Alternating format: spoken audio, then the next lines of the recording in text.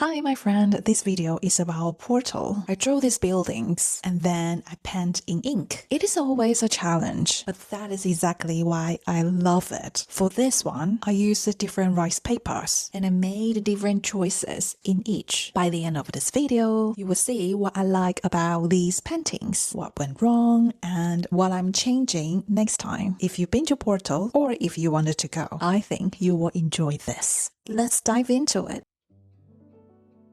In version 1, I used this paper. I had it already from my previous calligraphy practice. I thought, okay, smooth paper should work for buildings too. But watch what happened here. When the ink overlaps, you see this? A white line between the layers. Not every paper does this. This one does. It is all rice paper, but there are so many different types of rice papers, and particularly this one I am drawing, I don't like this white line at all. In ink painting, when two strokes meet, I want them to blend. There is a second problem, the ink color. I want black to be really black, but on this paper, everything stays gray, different shades of gray but gray.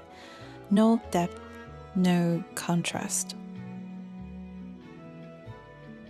I decided to stop halfway. There was no point continuing. So what's actually happening? Two things. First, the wide overlap line. This comes from the paper surface. Some papers let the ink sink in immediately. When the next stroke arrives, it connects because the first layer is already absorbed. But this paper holds the ink on the surface longer, so when the second stroke touched the first, they sit next to each other instead of merging. That gap is the white line. Second, the ink stays gray. This paper disperses the ink horizontally as it absorbs.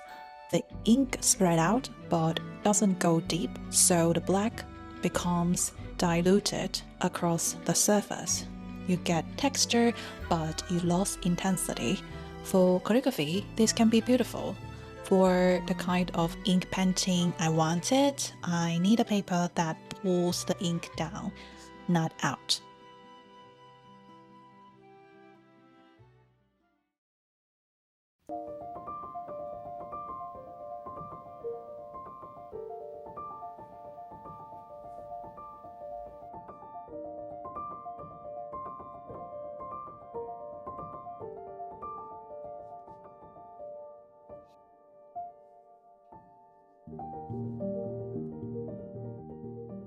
So basically now I'm going to do is to do a final touch. I don't think I'm going to change a lot because it's almost full on this rice paper. I only put a little bit ink at the edge of the space because if it's brighter, this area can stand out, which I don't want it. So I want the audience to focus my painting on this side and as well as this side over here, because I feel like it is nice to create another pavement, so it makes the painting more different instead of just looking at these houses. It looks too flat, so I try to create these new row and I focus earlier a bit how to make this pavement more unique. So I put a little bit ink and put a bit ink line here and there, and now I'm creating a little bit shadows here and there as well, trying to make this area more important. And also over here I create another layer. This is like the edge of the pavement. I try to create another space over here. So basically when you look at this painting, of course the main point is these two houses. And then this is the pavement. I create another space over here, and also the edge of the pavement, also another layer of space. This is what I think I want the audience to focus when they look at this artwork. I wouldn't say it's artwork, sorry. I would say this is like my practice on architecture. I also wanted to share what is my few things I like about this practice. I think this is always good to review your practice every time, so you know what you wanted to keep it or what you wanted to improve next time. I think my favorite is this area, because this area basically is darker so that this part of the house, the structure, stand out. And not only here it's dark, but it's not totally dark the same in color. I'm not sure, can you see it or no? Maybe I can point out a little bit. Okay, this is the maximum. So I also point out here a little bit more ink line details, and here is darker because there is a kind of structure over here, so that's why the shadow here is darker, whilst here it's a little bit brighter, so it creates space in a more interesting way. Here and here is a similar, it's all dark, but in the dark you have a different type of gray and dark, the combination in between. I like that. And also I love the pavement here as well. I think I create a very natural pavement with the different ink lines. And last but not least, I think I like this part, to be honest. I like, this is like the rooftop that the houses they have. They put the roof up there and some kind of decoration over here. I like this part because not only the ink line but also a different darkness make this space more interesting from here to here, a little bit different here and there. That is what I like, I would say.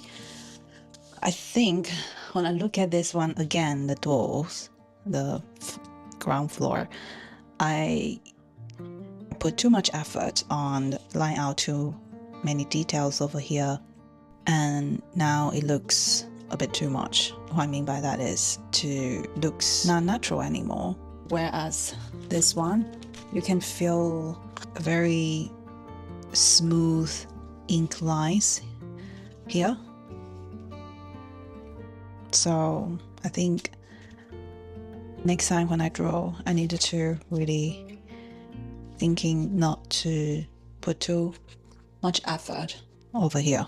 Instead, I should draw the line and don't overlap ink line together, because once I overlap too many times, it would turn out like this. And when I also put too many layers of ink, then it will make the space too dark, too heavy, right? So this one, it looks a bit lighter. So I want to share a little bit notes on drawing. I would say that in general, I like the ink, the second one, more than the first one.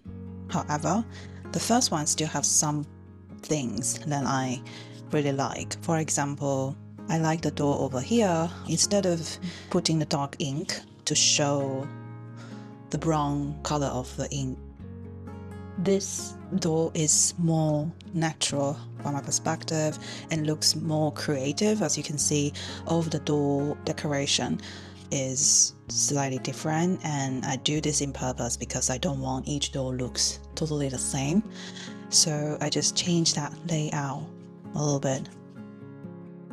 But whereas this one, I think I put too much ink over here. Now I couldn't change anything, even though the real picture that you can see, they use a dark color, the dark doors, brown or gray, dark gray color. I think for it, this probably is a bit too dark, I have to say.